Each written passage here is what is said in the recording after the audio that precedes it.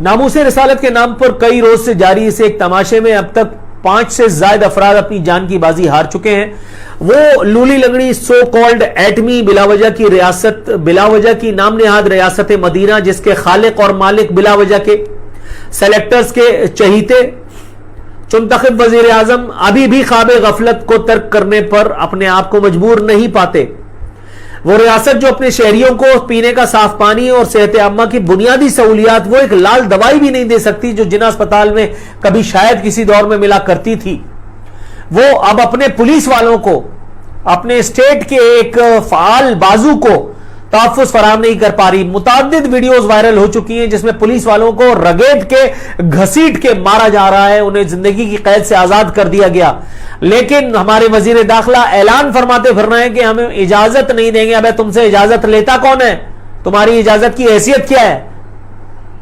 تم صرف سلامی لینے کے، مارچ پاسٹ کروانے کے کام آ رہے ہو. ٹھیک ہے، آپ وہی کام اپنا کرتے رہو، لیکن ہمارے وزیر اعظم، ان کے دل میں درد جو ہے وہ مسلمانوں کا نہیں ہے. اس ایک وقت میں جبکہ مسلمان کے ہاتھوں مسلمان مارا جا رہا ہے، اور وہ بھی ناموس رسالت کے معاملے پر، جب ہم نہ فرانس کا کچھ کر پائے ہیں نہ فرانس کے سفیر کا کچھ بگاڑ پائے ہیں. ہمارے وزیر اعظم کی دیکھیے، وہ ہمیشہ ایسی لاتے ہیں کہ پھر ان کی نظر اتارنی پڑتی ہے. کہتے ہیں ہماری سکھ برادری کو بیساکھی کا تہوار مبارک.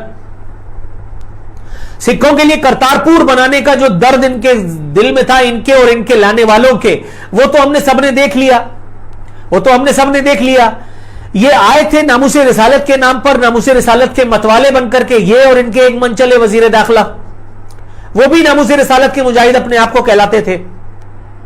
اور اب اس ایک وقت میں کہ جبکہ پورے ملک میں ایک سراسیمگی کی سی کیفیت ہے. 3 دن ہو چکے، کراچی میں، لاہور میں، گجرانوالہ میں، فلاں جگہ ڈھیکا جگہ، خود اسلام آباد میں چکا جام کیا ہوا ہے. چند لوگوں نے ناموس رسالت کا معاملہ اٹھایا ہوا ہے. ایک شخصیت کی گرفتاری سے ناموس رسالت کا تعلق کیا ہے، مجھے یہ سمجھ میں نہیں آ رہا. فرانسیسی سفیر کو رکھنا ہے یا جوتے مار کے باہر کر دینا ہے، یہ فیصلہ ریاست کا ہوگا. لیکن ریاست وہ جو لولی لنگڑی نہ ہو، جو اپاہج نہ ہو، جس کے کرتا دتا ان کے پاس کچھ دماغ ہو، ان کا اپر چیمبر کام کر رہا ہو، جو شام 7 بجے کے بعد ہوش میں ہی نہ ہوتے، ان کو کیا پتا کیا کرنا ہے انہیں. ہمارا وزیر اعظم اسے 5-6 انسانی جانوں کی، وہ مسلمانوں کی جو اپنے ہی مسلمان بھائیوں کے ہاتھوں زندگی قید سے آزاد ہو گئے، انہیں اس کا کوئی دکھ نہیں ہے. اسے سکھوں کو مبارکباد دینے کی فکر پڑی ہے. تو بھائی اس کو روانہ کرو پھر وہاں. یہ یہاں کیا کر رہا ہے؟ اس کو روانہ کرو پھر وہاں. مطلب نام نہاد ریاست مدینہ کا بلا وجہ کا والی، اور اس کے مطلب اوسان کی طرح ہوتے ہیں. کیا ہو رہا ہے یہ؟ کوئی نہیں بتائے گا، لیکن ایک آدمی تھا جو بتا سکتا تھا. لیکن اگر اس نے حرام نہ کھایا ہوتا تو وہ بھی یہ کہنے پر مجبور نہ ہوتا کہ آج کے دن کی سب سے اچھی بات پورے پاکستان کے لیے یہ ہے کہ ہمارا بابر اعظم ون ڈے کی انٹرنیشنل رینکنگ میں نمبر 1 بن گیا. جیسے اس نے اپنی کسی پڑوسن کا رشتہ بابر اعظم سے کرنا ہے. کون بابر اعظم؟ ہو دا ہیل از ہی؟ نہ میں جانتا ہوں، نہ مجھے جاننے میں کوئی انٹرسٹ ہے. پورے ملک میں سراسیمگی، خوف کسی فضا ہے، اور یہ بابر اعظم کے خوشیاں منا رہا ہے. اور بھائی جا تو اس کے گھر پہ جا کر کے اس کو اپنے گھر پہ لیا. یہ ہے نام نہاد ریاست مدینہ کے والی کے کارنامے، اور اس کے منچلے، اس کے منہ چڑھے، اس کے تبلچیوں کی اصلیت، جنہیں اس ایک سرزمین پر یہ جو ریاست پاکھنڈ بنا رکھی ہے کچھ گروہوں نے، اس کی طرف ان کو کوئی ذمہ داری اپنی نظر نہیں آتی. والی بلا وجہ کا مدینہ سکھوں کو بیساکھی کی مبارکباد دے رہا ہے، اور اس کا منہ چڑھا اسٹیبلشمنٹ کا پالا ہوا وہ بابر اعظم کی خوشی میں نہال ہے. تو پھر اس باپ کو مرنے ہی دیتے، میرا خیال ہے، جس کو شادی کے 5 سال کے بعد پہلی اولاد ہوئی، جس کا ذکر میں نے ابھی عارفین نامہ میں کیا ہے، اور جسے بھری جوانی میں شادی کے محض کچھ سال کے بعد ڈاکٹروں نے ایک دن اسے بتا دیا کہ تمہیں 3rd ڈگری کا 3rd سٹیج کا لیور کینسر ہے، اور تم محض 6 مہینے سے زیادہ نہیں جی پاؤ گے. میں پچھلے 3 روز سے اسے بچے جو انقریب شاید اللہ نہ کرے یتیم ہونے والا ہے، اس کا باپ مجھ سے کہہ رہا ہے عارفین بھائی میں اسے ڈانٹ رہا ہوں تاکہ یہ مجھ سے دور ہو.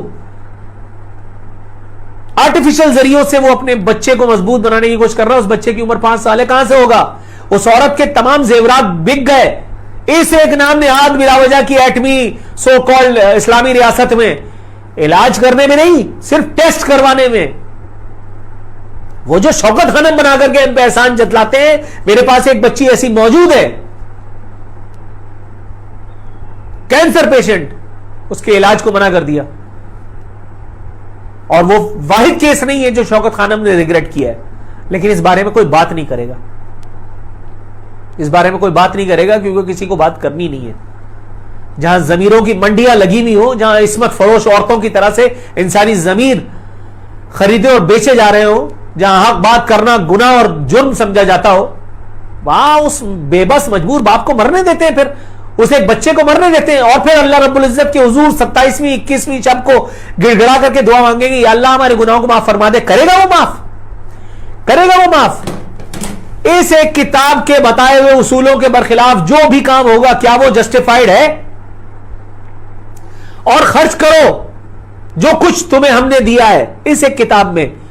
میں ابھی 3 پارے پر پہنچا ہوں, اور ایک ہی پیج میں 3 مرتبہ یہ تاکید آئی ہے. کیا تم لوگوں نے نہیں پڑھی؟ کیا یہ ہینڈسم نے نہیں پڑھی؟ یہ ہینڈسم کے سلیکٹرز کو نہیں پڑھوائی گئی تھی؟ لیکن اس کتاب کو پڑھنا اور اس کو نافذ کرنا دو الگ الگ باتیں. اس کا نفاذ وہ بھی نہیں کر سکتے, وہ بھی نہیں چاہتے. در حقیقت جو اس کے سب سے بڑے چیمپئن بنتے ہیں, جنہیں اسلامی نظام کے نفاذ کا مرور اٹھتا رہتا ہے. اور اگر ایسا نہیں ہوتا تو یہاں ناموس رسالت کے سو کالڈ متوالوں کے ہاتھوں یہ پولیس والوں کی زندگیاں نہیں جا رہی ہوتی. اللہ تعالیٰ اپنی امان میں رکھے پروردگار عالم. یا اللہ تعالیٰ اپنے معاملات, ہمارے معاملات کا حامی و ناصر و مددگار ہو جاؤ. یا اللہ ہمیں ان ظالموں کے در پر, ان کے آسرے پر مت چھوڑنا پروردگار, کے ہم بہت ناتواں ہیں, ہم ان کے ظلم کو سہنے کی, برداشت کرنے کی سکت نہیں رکھتے. پروردگار تو بہترین منصف ہے, تو ہمارا انتقام ان لوگوں سے لینا جو اس ریاست کے کرتا دھرتا ذمہ داران ہیں, اور جو اس پورے گلے سڑے سسٹم کے بینیفیشریز ہیں. آمین.